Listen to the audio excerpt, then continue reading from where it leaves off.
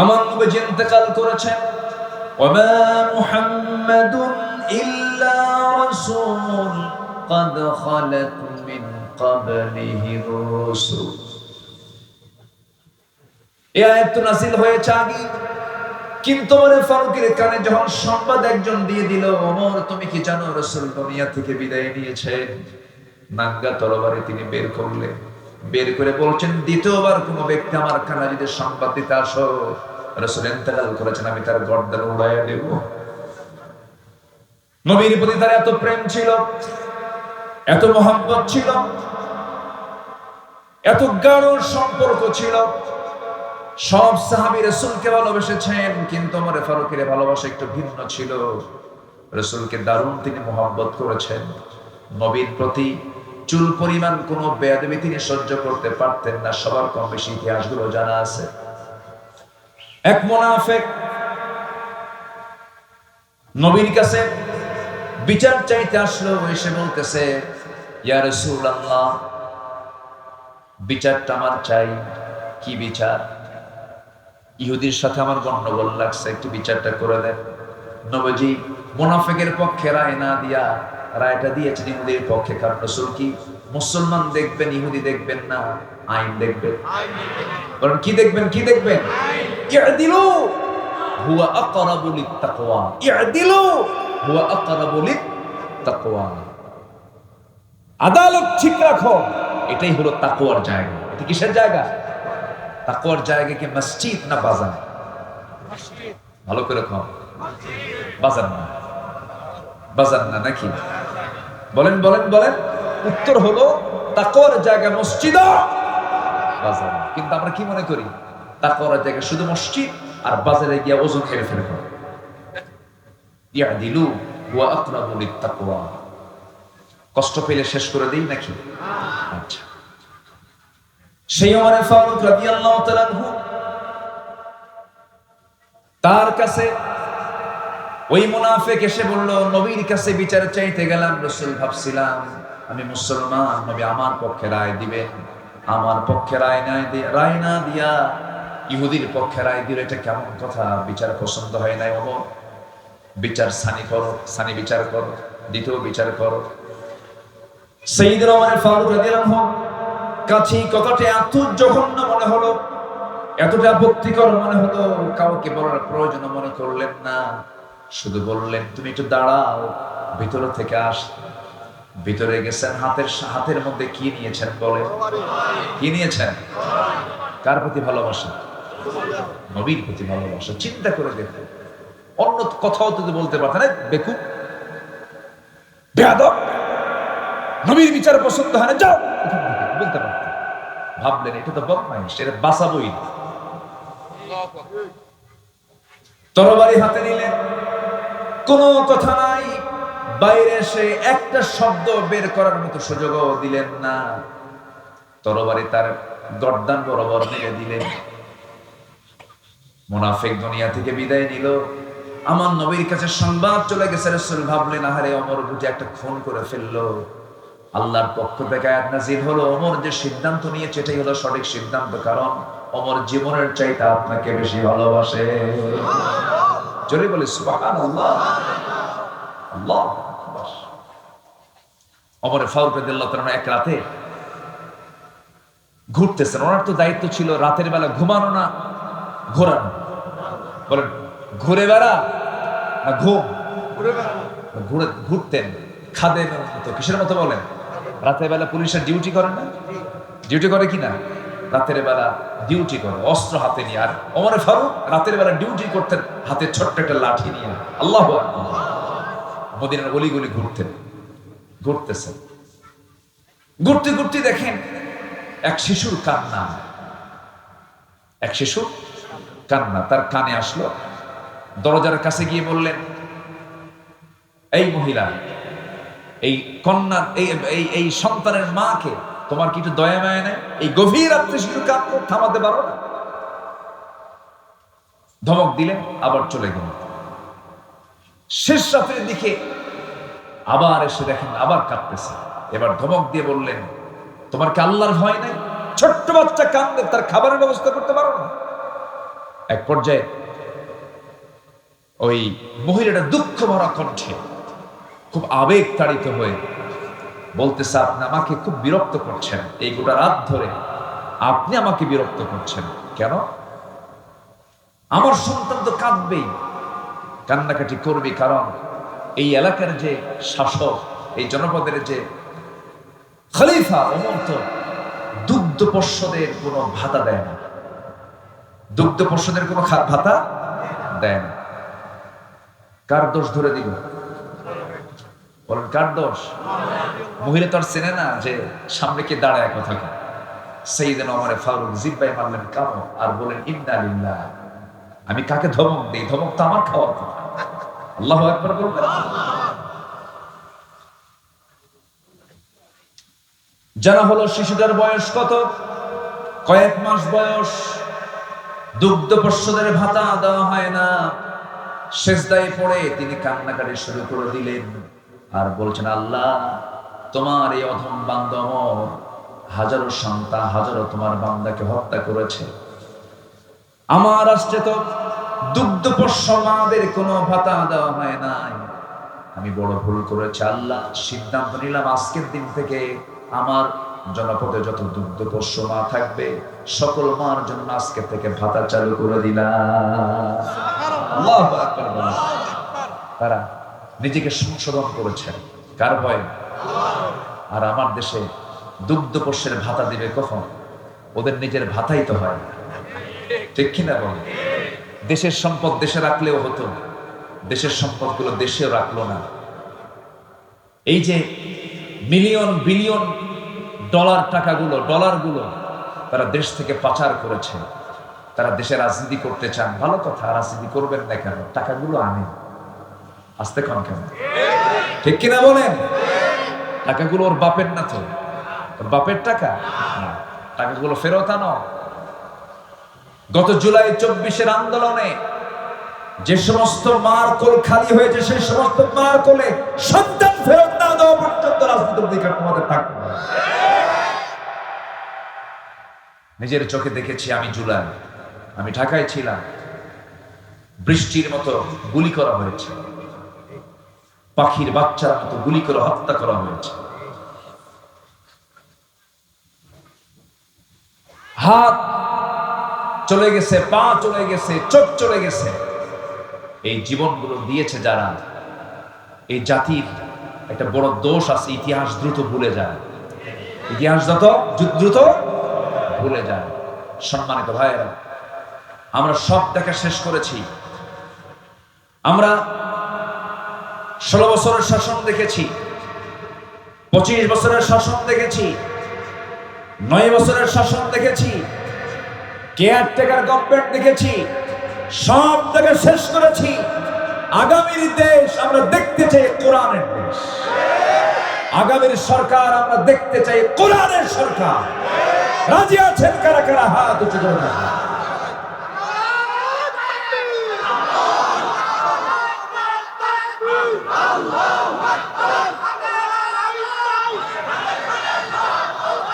আমি যদি বলি, এখানে যারা বসে আছেন, কোরআন থেকে শুধুমাত্র অর্থ না, ব্যাখ্যাও না, শুধুমাত্র সহি করে কোরআন পড়তে পারেন, সবার হাত কি উঠবে? আমি কিন্তু লজ্জা দিচ্ছি না, মন খারাপ করবে। আমি যদি বলি এখানে নন মুসলিম কেউ আছেন, থাকলেও 2-1 জন থাকতে পারে, কিন্তু ম্যাক্সিমাম কিন্তু এখানে মুসলিম। অথচ মুসলিম হওয়ার পরেও, মুসলিম পরিবারে জন্মগ্রহণ করার পরেও আমি আপনি সহি করে কোরআন পড়তে পারছি না, কোরআন পড়তে পারি না। এই দোষ যদিও হ্যাঁ প্রথম ব্যক্তির হতে পারে, কিন্তু অবশ্যই আমি কেন কোরআন শিখতে পারি নাই? একটি রাষ্ট্র থাকার পরেও, যে রাষ্ট্রে একটা আইন থাকার পরেও, যেখানে শিক্ষা মন্ত্রণালয় থাকার পরেও আমি কেন কোরআনটাকে সহি করে পড়তে পারি না? এটার মূল কারণ হলো এই ষড়যন্ত্র আজকের নয়। এই উপমহাদেশ শাসন করেছে ওই লুটেরা, ইউরোপরা এসে 200 বছর শাসন করেছে না শোষণ করেছে? শোষণ করেছে। তাদেরকে আমরা উৎখাত করেছি, তাদেরকে আমরা তাড়িয়েছি। ব্রিটিশ বিরোধী আন্দোলন করেছে এই জাতি, কিন্তু ব্রিটিশরা চলে গেল, তাদের রেখে যাওয়া ব্রিটিশি ল প্রত্যেকটা কোর্টে, আদালত প্রাঙ্গণে আছে না নাই বলেন তো?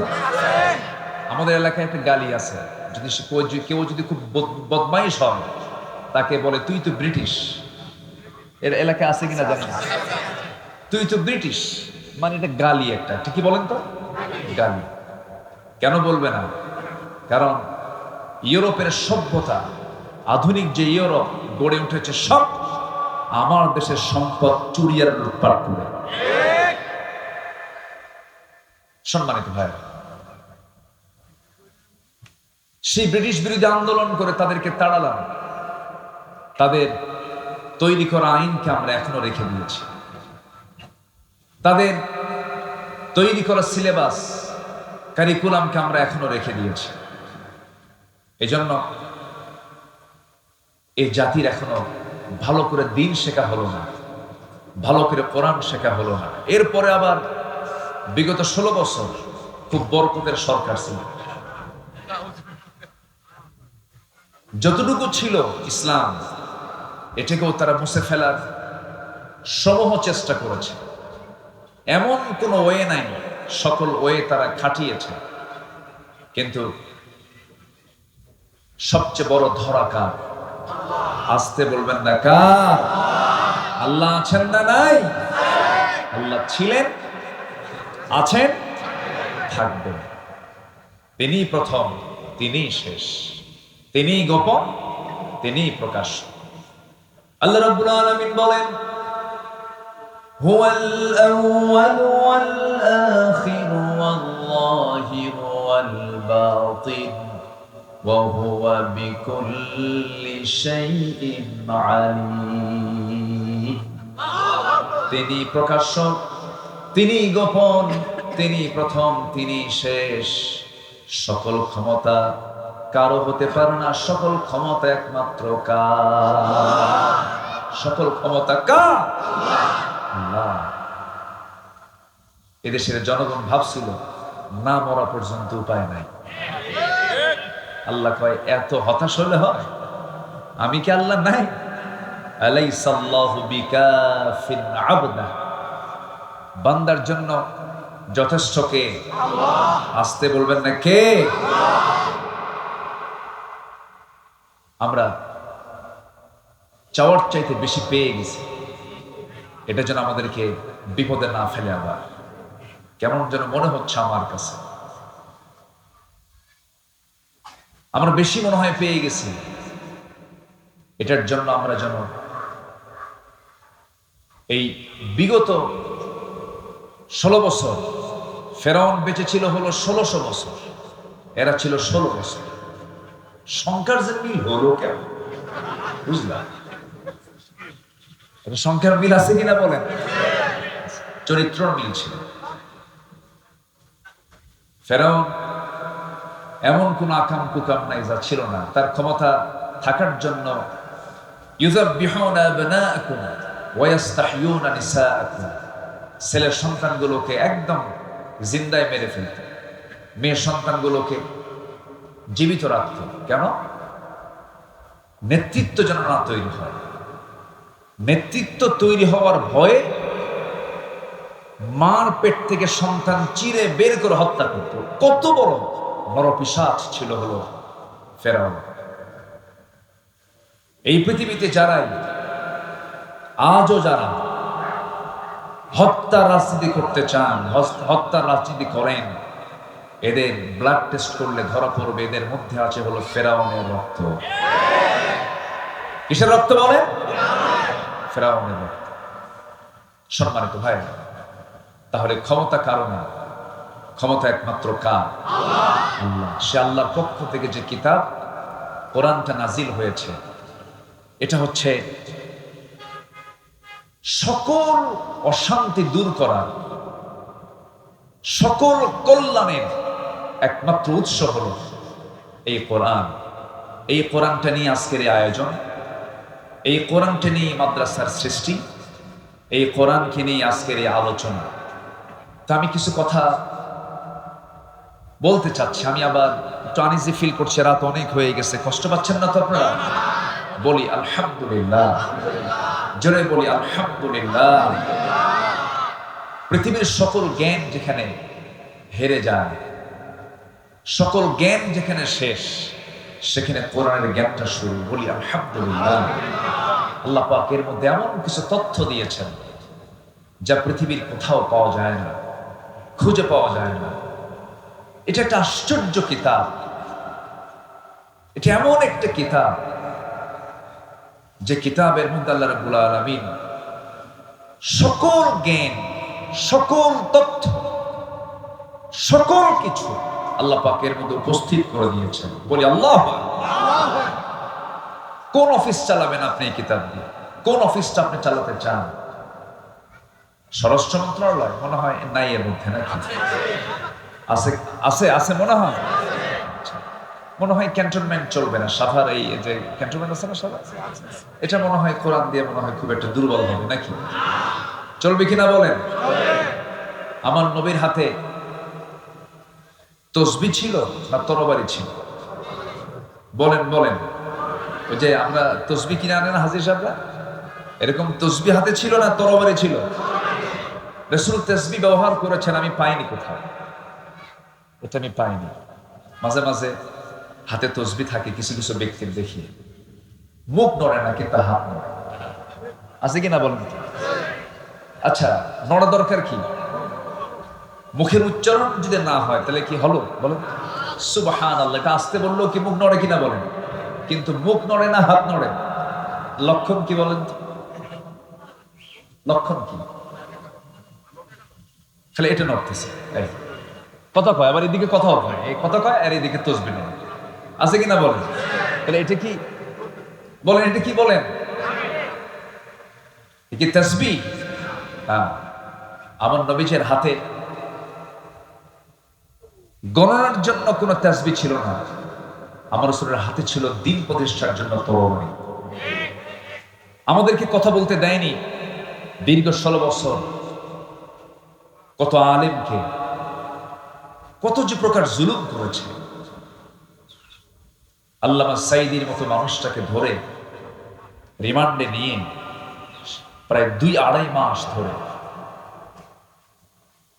একটানা 3 দিন 4 দিন পর্যন্ত একটা চেয়ারে বসে রেখে হিন্দু পুলিশ দিয়া তার মুখে থাপড়ানো হয়েছে। মাথার চক্কর মেরে তিনি পড়ে গেছেন। সম্মানিত ভাইয়েরা, আল্লাহ কি শোনেন না? আর আল্লাহ শোনেন কিনা বলেন? আল্লাহ শোনেন। চোখের পানিতে যায় নামাজ ভিজে গেছে, চোখের পানিতে জেলখানার বালিশ ভিজে গেছে। আজকের যিনি মেহমান কথা বলবেন, আমার প্রিয় ভাই খালিদ সাইফুল্লাহ আইয়ুবী, তার হাত ভেঙে দেওয়া হয়েছে।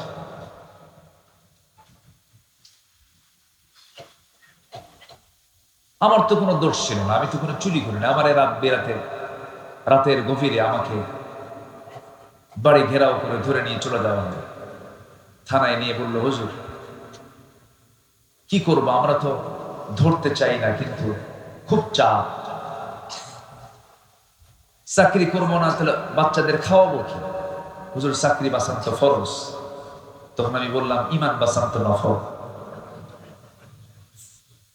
শেষ পর্যন্ত এই যে চরম জুলুম নির্যাতন, সরাসরি সাহায্য নাজিল করেছেন তিনি আমার কে? আসতে বলবেন না, তিনি আমার কে? আসুন না সে আল্লাহর পথে, আল্লাহর মতে, আল্লাহর আইনের দিকে আমরা একটু দৌড়াই। মাগফিরাত কামনা করবো কার? আল্লাহ।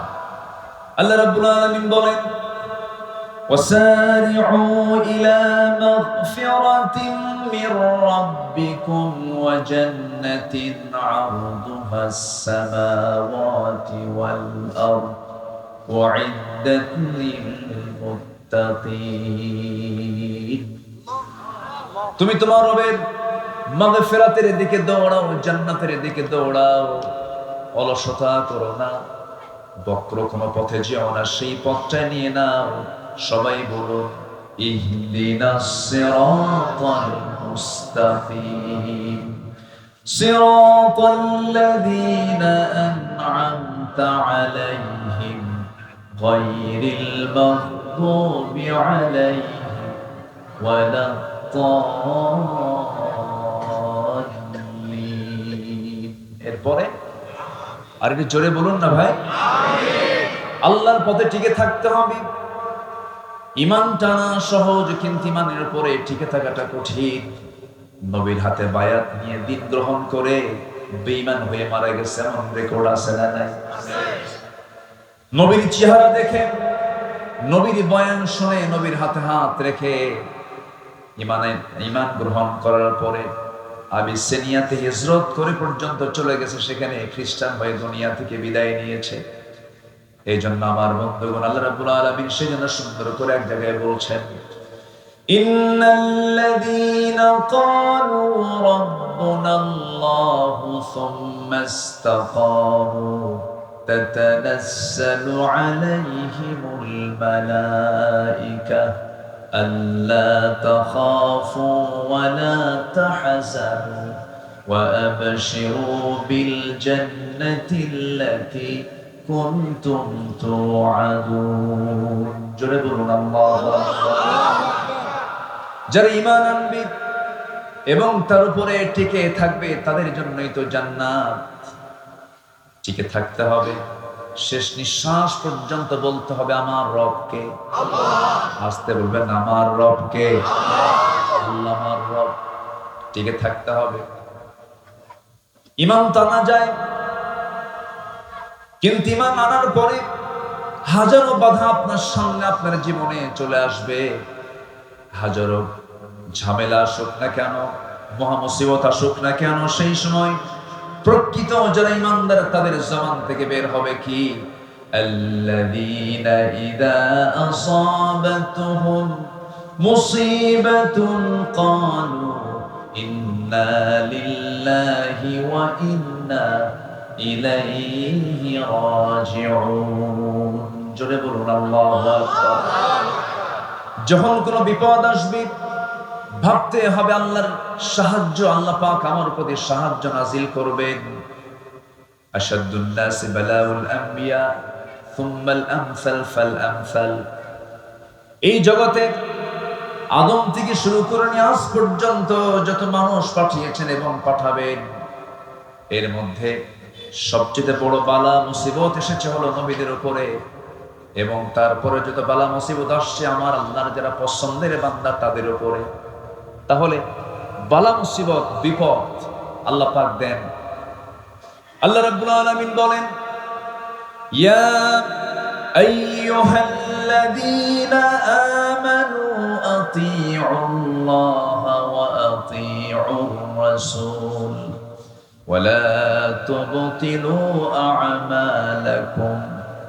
আল্লাহ পাক আরেক জায়গায় বলছেন, ইয়া আইয়ুহাল্লাযীনা আমানু আতিউল্লাহা ওয়া আতিউর রাসূলা ওয়া উলিল আমরি মিনকুম ফাইন তানাযা'তুম ফি শাইইন ফারুদ্দুহু ইলাল্লাহি ওয়ার রাসূল। জোরে বলুন আল্লাহু আকবার। আল্লাহর আনুগত্য করো, নবীর আনুগত্য করো, তোমাদের মধ্যে যারা লিডার তাদের তোমার আনুগত্য করো। তবে তারা যদি কোনো ঝামেলায় পড়ে যায়, কোনো ঝামেলায় তোমরা যদি পড়ে যাও, সেই ক্ষেত্রে তোমরা ফিরে যাবে ফারুদ্দুহু ইলাল্লাহি ওয়ার রাসূল, আল্লাহ এবং রাসূলের দিকে। অর্থাৎ আল্লাহ এবং রাসূলের যে আনুগত্য করবে, এই আনুগত্যের মাঝে কোনো শর্ত আরোপ করা যাবে না। আমার বন্ধুগণ, একটু কান লাগায় মনোযোগ দিয়ে সবাই শোনার চেষ্টা করবেন। সাহাবায়ে কেরাম নবীর আনুগত্য করেছেন, কোন শর্ত দিয়ে তারা আনুগত্য করেন নাই, হাসি মুখে জীবন দিয়েছেন। রাসূল যখন যা বলেছেন সাহাবায়ে কেরাম কোন শর্ত লাগায় তার আনুগত্য করেন না, সঙ্গে সঙ্গে তা মেনে নিয়েছেন। আল্লাহ রাব্বুল আলামিন আমার রাসূলকে এত দাম দিয়েছেন, এত সম্মান দিয়েছেন। আমার আল্লাহ রাব্বুল আলামিন রাসূলকে সম্মান দিতে গিয়ে গোটা বান্দাকে জানিয়ে দিচ্ছেন, ও আমার বান্দারা, আমার যদি ভালোবাসা পেতে চাও, একজন ব্যক্তির আনুগত্য তোমার জন্য আমি আল্লাহ অপরিহার্য করে দিলাম, সেটা হলো আমার রাসূলের আনুগত্য করা। আমার যদি ভালোবাসা পেতে চাও, আমার মুহাব্বত যদি তুমি অর্জন করতে চাও, শর্ত হলো আমার নবীর তোমরা ইত্তেবা করবে। আল্লাহ রাব্বুল আলামিন বলছেন, ফাত্তাবিউনি ইউহিব্বুকুমুল্লাহ ওয়া ইয়াগফির লাকুম যুনুবাকুম ওয়াল্লাহু গফুরুর রহিম। জোরে বলুন আল্লাহু আকবার। আল্লাহর যদি ভালোবাসা পেতে চাও, নবীর আনুগত্য করো, নবী যা কিছু বলেছেন তা তোমরা ফলো করো। ব্যক্তি জীবন থেকে শুরু করে নিয়া তোমার যত জীবন আছে, প্রত্যেকটা জীবনের প্রত্যেকটা অঙ্গনে নবীকে মানো, নবীকে ফলো করো, নবীর তোমরা আনুগত্য করো। ব্যক্তি জীবনে রাসূলকে মানবে, রাষ্ট্রীয় জীবনে রাসূলকে মানবে না।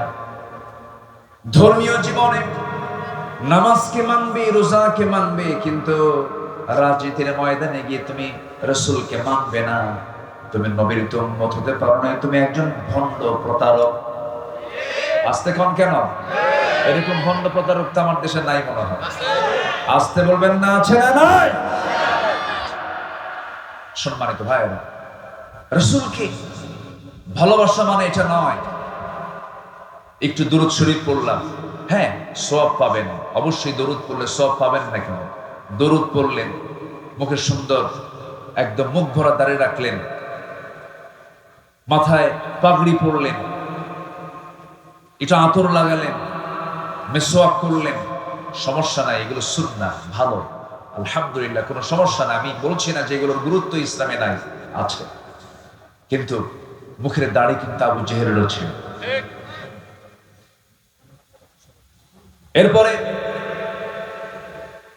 পোশাক আশাক দিয়ে যদি জান্নাত পাওয়া যেত, বর্তমান বিশ্বে অন্যান্য ধর্মের অনেক পোশাক আছে যেটা ইসলামের সঙ্গে মিলে যায়, আছে কিনা বলেন? মিলে যায়। আল্লাহ তাআলা বাহ্যিক কোনো কিছুকে প্রাধান্য দিবেন না। ইন্নাল্লাহা লা ইয়ানজুরু ইলা সুওয়ারিকুম ওয়ালা ইলা জাসামিকুম ওয়ালাকিন ইয়ানজুরু ইলা কুলুবিকুম ওয়া আমালিকুম। আল্লাহ তোমাদের দেহ দেখবেন না, আল্লাহ তোমাদের চেহারা দেখবেন না, আল্লাহ দেখবেন তোমার ভিতরটা এবং তোমার আমলটা আল্লাহ পাক দেখবেন। সম্মানিত বন্ধুগণ, সম্মানিত ভাইয়েরা, এই জন্য নবীর প্রতি এবং আল্লাহর প্রতি যে আনুগত্য হবে, এই আনুগত্যের মাঝে কোনো শর্ত আরোপ করা যাবে না। সম্মানিত ভাইয়েরা, সাদ ইবনে মুআজ রাদিয়াল্লাহু তাআলা একজন সাহাবী, যিনি 30 বছর বয়সে ইসলাম কবুল করেন, 35 বছর বয়সে শাহাদত বরণ করেন। ইসলাম পেয়েছেন কয় বছর? বলেন, কয় বছর পেয়েছেন? মাত্র 5 বছর। এই 5 বছর তিনি ইসলাম পেলেন। প্রথম যে যুদ্ধ হলো বদর, বদর যুদ্ধের দিন তিনি বদরের ময়দানে দাঁড়ালেন। এই যুদ্ধটা ছিল কি সমান সমান যুদ্ধ না অসম যুদ্ধ? অসম। 313 কোথায় আর 1000 কোথায়? অশ্বারোহী কোথায় আর পদাতিক কোথায়? পায়ে হেঁটে যাওয়া আর ঘোড়ার পিঠে থেকে যুদ্ধ করা, অস্ত্র হাতে নিয়ে যুদ্ধ করা, অস্ত্র ছাড়া যুদ্ধ করা, একটা অসম যুদ্ধ ছিল। সেই যুদ্ধের ময়দানে এই সাদ বিন মুআজ রাদিয়াল্লাহু তাআলা যখন আমার নবী যখন ডাকলেন দীপ্ত কণ্ঠে, সেই বদরের ময়দানে দাঁড়িয়ে তিনি বলছেন, ফাওয়াল্লাযী বা'আসাকা বিল হক, আল্লাহর কসম করে বলছি যিনি আপনাকে সত্য সহ প্রেরণ করেছেন, লাউস্তা'রাদতু বিনা হাযাল বাহর, হে রাসূল, আপনি যদি আমাদেরকে সমুদ্রের দিকে অগ্রসর করতে বলেন, আমরা অগ্রসর হব, ঝাঁপিয়ে পড়ব, আপনার আনুগত্যের বাইরে আমরা এক চুল পরিমাণ যাব না। জোরে বলে সুবহানাল্লাহ। সেই সাহাবী বদরে গেলেন, উহুদেও গেলেন, খন্দকের যুদ্ধ পরপর এই 3 নম্বর যুদ্ধে অংশগ্রহণ করলেন। মাত্র 5 বছর তিনি ইসলাম পেয়েছেন, 30 বছরে দিন গ্রহণ করলেন, 35 বছরে দুনিয়া থেকে বিদায় নিলেন। যখন উহুদের ময়দানে খন্দকের পরীক্ষা খননের যুদ্ধের ময়দানে যখন তিনি উপস্থিত, যুদ্ধ শেষ হওয়ার মাঝেই একটা আক্রমণ তার প্রতি করা হলো, রক্তক্ষরণ শুরু হয়ে গেল। সে রক্তক্ষরণে তিনি রক্ত শূন্যতায় পড়ে গেলেন। এক পর্যায়ে তাকে বাঁচানো গেল না, তিনি দুনিয়া থেকে বিদায় নিলেন। সাহাবায়ে কেরাম শোকাহত চিত্ততা নিয়ে রাসূলের সামনে এসে বলছেন, ইয়া রাসূলুল্লাহ, আপনার প্রিয় সাহাবী সাদ বিন মুআজকে আমরা অনেক চেষ্টা করেছি, তার সেবা করেছি, বাঁচলো না, দুনিয়া থেকে বিদায় নিয়েছেন। আমার নবীজি শোনা মাত্রই ইন্না লিল্লাহ বললেন, তার জন্য দোয়া করলেন। এবং আমার নবীজি বলেন, সাহাবীরা শোনো, আমার এই প্রিয় সাহাবীর মাত্র 5 বছরের ইসলামের আনুগত্যের মধ্য দিয়ে সে যে জীবন যাপন করেছে, আল্লাহ পাক তার এই মৃত্যুতে এত বেশি খুশি হয়েছেন যে আরশ আজিম পর্যন্ত প্রকম্পিত হয়েছে। ইহতাজ্জাতিল আরশ, আরশ প্রকম্পিত হয়েছে তার মৃত্যুতে। মানে আরশ জেনে গেছে, আরশের ফেরেশতা জেনে গেছে যে একজন আল্লাহর প্রকৃত বান্দা দুনিয়া থেকে বিদায় নিল। মাত্র কয় বছর? আসতে বলেন কয় বছর? 65 বছর পার হন, নামাজ পড়ে না। 67 বছরের বুড়া মানুষ, চামড়া কুঁচকে গেছে, টেনে টেনে নাপিত কি কর, দাড়িটা কেটে দে, বুড়া কি হওয়া সম্ভব? আছে না? বদনসিব, এরকম বদনসিব আছে না? এগুলো করা যাবে না। আমরা জীবনের সকল জায়গা আনুগত্যের চূড়ান্ত দিকটা আমরা আল্লাহর জন্য, রাসূলের জন্য আমরা বরাদ্দ করব। জোরে বলি ইনশাআল্লাহ। জি ইনশাআল্লাহ। সম্মানিত ভাইরা, আমি কি শেষ করে দেব? আলোচনা চালাবো? জোরে বলি ইনশাআল্লাহ। নাম্বার 3, দায়িত্ব এবং জবাবদিহিতা ভারে বিগলিত হৃদয় এবং আত্মসমালোচনা। যে ব্যক্তি নিজের দোষ খুঁজে পায় সে হচ্ছে আল্লাহর পছন্দের বান্দা। বলি আলহামদুলিল্লাহ। আমরা খুঁজে পাই কার দোষ? বলেন বলেন, অন্যের দোষ। কিন্তু দোষ খুঁজে বের করতে হবে কার? নিজের দোষ। নিজেরই তো সমস্যা অনেক, আমি অন্যের সমস্যা দেখবো কখন? নিজেই তো রোগী, ঠিক কিনা বলেন? আমার দোষ আছে না নাই? কিন্তু আমরা অন্যের দোষে আমরা তালাশে ব্যস্ত হয়ে পড়ি না। নিজের সমালোচনা, নিজের দোষ খোঁজার চেষ্টা করতে হবে এবং মাথায় রাখতে হবে জবাবদিহিতার কাঠগড়ায় দাঁড়াবো একদিন কার সামনে? আসতে বলবেন না, কার সামনে? আল্লাহর সামনে। আল্লাহ রাব্বুল আলামিন সুন্দর করে বলছেন, ইন্না আরাদনাল আমানাতা আলাস সামাওয়াতি ওয়াল আরদ ওয়াল জিবালি ফাআবাইনা আন ইয়াহমিলনাহা ওয়া আশফাকনা মিনহা ওয়া হামালাহাল ইনসান ইন্নাহু কানা যালুমান জাহুলা। জোরে বলুন আল্লাহু আকবার। সূরাতুল আহজাব 72 নম্বর আয়াতে আল্লাহ রাব্বুল আলামিন বান্দার পরিচয় দিতে নিয়ে তিনি বলছেন, আমি আসমান, জমিন, পর্বতমালার প্রতি আমানত পেশ করেছি। তারা তা বহন করতে অস্বীকার করেছে, ভীত হয়ে পড়েছে, কিন্তু মানুষ সেই আমানতকে বহন করেছে। আমার বন্ধুগণ, মানুষকে আল্লাহ পাক সেই দায়িত্ব দিয়েছেন। একজন খলিফার কথা কিছুক্ষণ আগেও বলেছি। 2 নম্বর খলিফার নাম কি বলেন? বলেন কি? কিসের আয়াত শুনে কেঁদেছেন? মনে আছে আপনাদের? ওমর। আল্লাহু আকবার। কয় নম্বর খলিফা? বহুদিন আগে এক মাহফিলে বললাম, ওমরে ফারুককে চিনেন কে? সামনে থেকে এক ছোট্ট ছেলে দাঁড়ায় বলে, হুজুর আমি চিনি। কে? আমাদের বাড়ির দোতলায় ভাড়া থাকে। আমাদের বাড়ির দোতলায় ভাড়া থাকে। এটা কি সেই ভাড়া থাকে ওমর? কোন ওমর? বলেন বলেন বলেন। কোরআনের ওমর। আল্লাহু আকবার। রাসূল মারা গেছেন, উনি বিশ্বাস করতে পারছিলেন না। কি ভালোবাসা ছিল! আল্লাহ, আমার নবী ইন্তেকাল করেছেন। ওয়া মা মুহাম্মাদুন ইল্লা রাসূল قد خلت من قبله الرسل। এই আয়াত নাযিল হয়েছে আগে, কিন্তু ওমর ফারুকের কানে যখন সংবাদ একজন দিয়ে দিল, ওমর তুমি কি জানো রাসূল দুনিয়া থেকে বিদায় নিয়েছেন? নাঙ্গা তরবারি তিনি বের করলেন, বের করে বলছেন, দ্বিতীয়বার কোন ব্যক্তি আমার কানে যদি সংবাদ দিতে আসো রাসূল ইন্তেকাল করেছেন, আমি তার গর্দান উড়াইয়া দেব। নবীর প্রতি তার এত প্রেম ছিল, এত মহব্বত ছিল,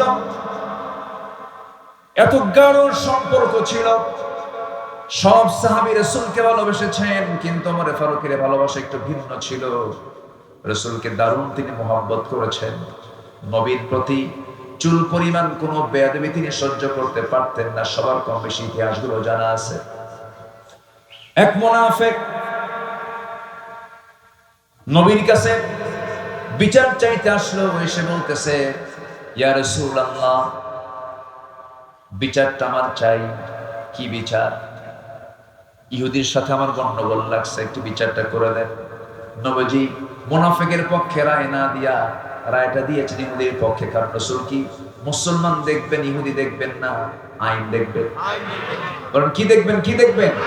ইআদিলু হুয়া আকরাবু লিত্তাকওয়া। ইআদিলু হুয়া আকরাবু লিত্তাকওয়া। আদালত ঠিক রাখো, এটাই হলো তাকওয়ার জায়গা। এটা কিসের জায়গা? তাকওয়ার জায়গা কি মসজিদ না বাজার? মসজিদ। ভালো করে কও। বাজার না, বাজার না নাকি? বলেন বলেন বলেন। উত্তর হলো তাকওয়ার জায়গা মসজিদ, বাজার। কিন্তু আমরা কি মনে করি? তাকওয়ার জায়গা শুধু মসজিদ, আর বাজারে গিয়ে ওজন খেলে ফেলে করে। ইয়াদিলু ওয়া আকরাবু লিত্তাকওয়া। কষ্ট পেলে শেষ করে দেই নাকি? আচ্ছা, সেই ওমর ফারুক রাদিয়াল্লাহু তাআলা আনহু, তার কাছে ওই মুনাফিক এসে বলল, নবীর কাছে বিচার চাইতে গেলাম রাসূল, ভাবছিলাম আমি মুসলমান, নবী আমার পক্ষে রায় দিবেন। আমার পক্ষে রায় না দিয়া ইহুদির পক্ষে রায় দিল, এটা কেমন কথা? বিচার পছন্দ হয় নাই। ওমর, বিচার সানি করো, সানি বিচার করো, দ্বিতীয় বিচার করো। সাইয়েদনা ওমর ফারুক রাদিয়াল্লাহু আনহু কাছে কথাটা এত জঘন্য মনে হলো, এতটা আপত্তিকর মনে হলো, কাউকে বলার প্রয়োজন মনে করলেন না। শুধু বললেন, তুমি একটু দাঁড়াও, ভিতরে থেকে আস। ভিতরে গেছেন, হাতের মধ্যে কি নিয়েছেন? বলে কি নিয়েছেন? কার প্রতি ভালোবাসা? নবীর প্রতি ভালোবাসা। চিন্তা করে দেখো, অন্য কথাও তো বলতে পারতেন, বেকুব, বেয়াদব, নবীর বিচার পছন্দ হয় না, যাও, বলতে পারতেন। ভাবলেন এটা তো বদমাইশ, এটা বাঁচাবই না। তরবারি হাতে নিলেন, কোনো কথা নাই, বাইরে এসে একটা শব্দ বের করার মতো সুযোগও দিলেন না। তরবারি তার গর্দান বরাবর মেরে দিলেন। মুনাফিক দুনিয়া থেকে বিদায় নিল। আমার নবীর কাছে সংবাদ চলে গেছে। রাসূল ভাবলেন, আহারে ওমর বুঝে একটা খুন করে ফেললো। আল্লাহর পক্ষ থেকে আয়াত নাযিল হলো, ওমর যে সিদ্ধান্ত নিয়েছে এটাই হলো সঠিক সিদ্ধান্ত, কারণ ওমর জীবনের চাইতে আপনাকে বেশি ভালোবাসে। জোরে বলে সুবহানাল্লাহ। আল্লাহু আকবার। ওমর ফারুক রাদিয়াল্লাহু তাআলা এক রাতে ঘুরতেছেন। ওনার তো দায়িত্ব ছিল রাতের বেলা ঘুমানো না ঘোরানো। বলেন, ঘুরে বেড়া না ঘুম? ঘুরতেন খাদেমের মতো। কিসের মতো বলেন? রাতের বেলা পুলিশের ডিউটি করে না? ডিউটি করে কিনা? রাতের বেলা ডিউটি করে অস্ত্র হাতে নিয়ে। আর ওমর ফারুক রাতের বেলা ডিউটি করতেন হাতে ছোট্ট একটা লাঠি নিয়ে। আল্লাহু আকবার। মদিনার গলি ঘুরতেছেন। ঘুরতে ঘুরতে দেখেন এক শিশুর কান্না। এক শিশুর কান্না তার কানে আসলো। দরজার কাছে গিয়ে বললেন, এই মহিলা, এই কন্যা, এই সন্তানের মাকে তোমার কি একটু দয়া মায়া নেই? এই গভীর রাত্রে শিশু কাঁদলো, থামাতে পারো না? ধমক দিলেন, আবার চলে গেল। শেষ রাতের দিকে আবার এসে দেখেন আবার কাঁদতেছে। এবার ধমক দিয়ে বললেন, তোমার কি আল্লাহর ভয় নাই? ছোট্ট বাচ্চা কাঁদলে তার খাবারের ব্যবস্থা করতে পারো না? এক পর্যায়ে ওই মহিলাটা দুঃখ ভরা কণ্ঠে খুব আবেগ তাড়িত হয়ে বলতেছে, আপনি আমাকে খুব বিরক্ত করছেন, এই গোটা রাত ধরে আপনি আমাকে বিরক্ত করছেন কেন? আমার সন্তান তো কাঁদবেই, কান্নাকাটি করবে, কারণ এই এলাকার যে শাসক, এই জনপদের যে খলিফা ওমর তো দুগ্ধ পর্ষদের কোনো ভাতা দেয় না, দুগ্ধ পর্ষদের কোনো ভাতা দেয় না। কার দোষ ধরে দিল? বলেন কার দোষ? মহিলা তো আর চেনে না যে সামনে কে দাঁড়ায় কথা কয়। সাইয়েদনা ওমর ফারুক জিব্বাই মারলেন কামড় আর বলেন, ইন্না লিল্লাহ।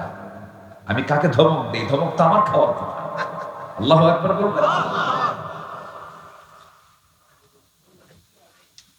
জানা হলো শিশুটার বয়স কত? কয়েক মাস বয়স। দুগ্ধ পর্ষদের ভাতা দেওয়া হয় না। সেজদায় পড়ে তিনি কান্নাকাটি শুরু করে দিলেন আর বলছেন, আল্লাহ, তোমার এই অধম বান্দা ওমর হাজারো সন্তান, হাজারো তোমার বান্দাকে হত্যা করেছে। আমার রাষ্ট্রে তো দুগ্ধ পোষ্য মাদের কোনো ভাতা দেওয়া হয় নাই। আমি বড় ভুল করেছি আল্লাহ। সিদ্ধান্ত নিলাম আজকের দিন থেকে আমার জনপদে যত দুগ্ধ পোষ্য মা থাকবে সকল মার জন্য আজকে থেকে ভাতা চালু করে দিলাম। আল্লাহু আকবার বলেন। তারা নিজেকে সংশোধন করেছেন কার ভয়ে? আর আমার দেশে দুগ্ধ পোষ্যের ভাতা দিবে কখন? ওদের নিজের ভাতাই তো হয়, ঠিক কিনা বল? দেশের সম্পদ দেশে রাখলেও হতো, দেশের সম্পদগুলো দেশেও রাখলো না। এই যে মিলিয়ন বিলিয়ন ডলারগুলো তারা দেশ থেকে পাচার করেছে। তারা দেশে রাজনীতি করতে চান, ভালো কথা, রাজনীতি করবেন না কেন? টাকাগুলো আনেন, আস্তে কন কেন? ঠিক কিনা বলেন? টাকাগুলো ওর বাপের না তো? ওর বাপের টাকা না, টাকাগুলো ফেরত আনো। গত জুলাই 24-এর আন্দোলনে যে সমস্ত মার কোল খালি হয়েছে, সেই সমস্ত মার কোলে সন্তান ফেরত না দেওয়া পর্যন্ত রাজনীতির অধিকার তোমাদের থাকবে না। নিজের চোখে দেখেছি আমি জুলাই, আমি ঢাকায় ছিলাম, বৃষ্টির মতো গুলি করা হয়েছে, পাখির বাচ্চার মতো গুলি করে হত্যা করা হয়েছে। হাত চলে গেছে, পা চলে গেছে, চোখ চলে গেছে। এই জীবনগুলো দিয়েছে যারা, এই জাতির একটা বড় দোষ আছে, ইতিহাস দ্রুত ভুলে যায়। ইতিহাস দ্রুত ভুলে যায়। সম্মানিত ভাইয়েরা, আমরা সব দেখা শেষ করেছি। আমরা 16 বছরের শাসন দেখেছি, 25 বছরের শাসন দেখেছি, 9 বছরের শাসন দেখেছি, কেয়ারটেকার গভর্নমেন্ট দেখেছি, সব থেকে শেষ করেছি। আগামীর দেশ আমরা দেখতে চাই কোরআনের দেশ। আগামীর সরকার আমরা দেখতে চাই কোরআনের সরকার। রাজি আছেন কারা কারা? হাত উঁচু করে রাখুন।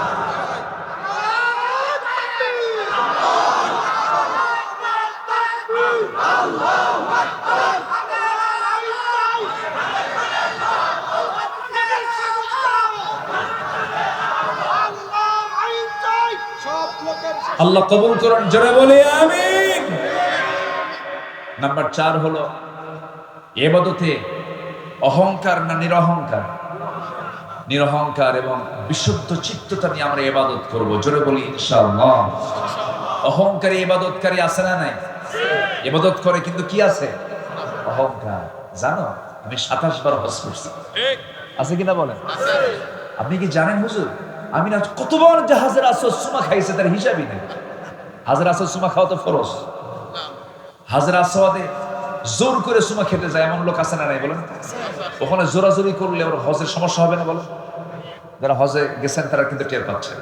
ফালা রাফাথা ওয়ালা ফুসুকা ওয়ালা জিদালা ফিল হজ। হজের সফরে কোনো প্রকার ফুসুকি করা যাবে না, তর্ক বিতর্ক করা যাবে না, ঠেলাঠেলি করা যাবে না। তো ওই হাজের আসওয়াদে, হাজের আসওয়াদ কয়টা? পাথর কয়টা?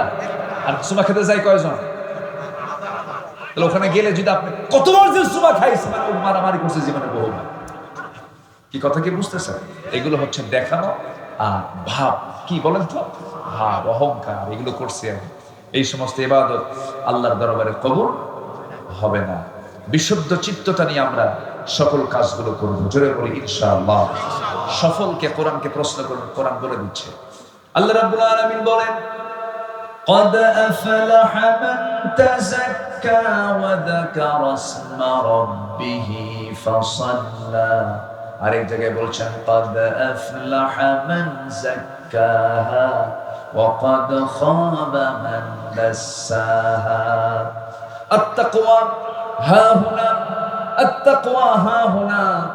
তাকওয়াটা হলো এই জায়গায়, ভিতরের বিষয় এটা। এই জন্য আমরা বিশুদ্ধ চিত্ততা নিয়ে চলবো। আমরা তাজকিয়াতুন নফসকে আমরা মাথায় রাখবো, নফসের শুদ্ধতা নিয়ে আমরা চলবো।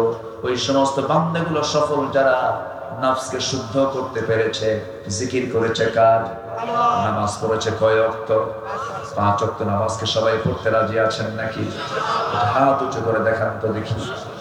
জোরে বলি ইয়া আল্লাহ, আমাদেরকে 5 ওয়াক্ত সালাত আদায় করার তৌফিক তুমি আল্লাহ দিয়া দাও। জোরে বলি আমিন। আরো জোরে আমিন।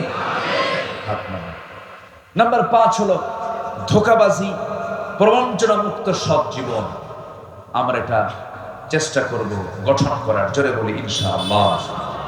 ইত্তাকুল্লাহ ওয়া কুনু মা'আস সাদিকিন। আমরা এই গুণটা অর্জন করার চেষ্টা করব। নাম্বার 6 হলো তাকওয়া। একমাত্র ভয় থাকবে কার? আল্লাহ পাকের। নাম্বার